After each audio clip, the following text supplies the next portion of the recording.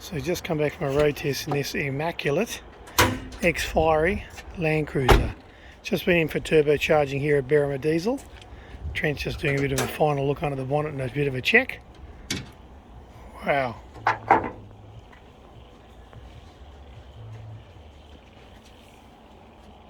Nice.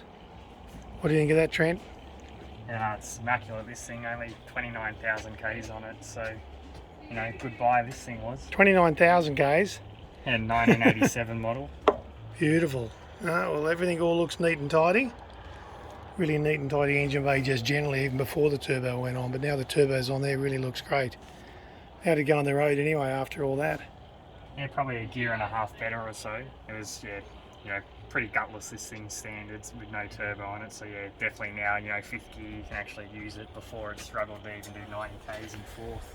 When you go around, I guess, and you have a look, you've got a pump, a really big pump down in there, and 6 injectors, and the poor thing's sucking through a butterfly system and an old manifold to try and get the air. So obviously once that turbo goes on, get air to it, get the efficiency better, and away we go.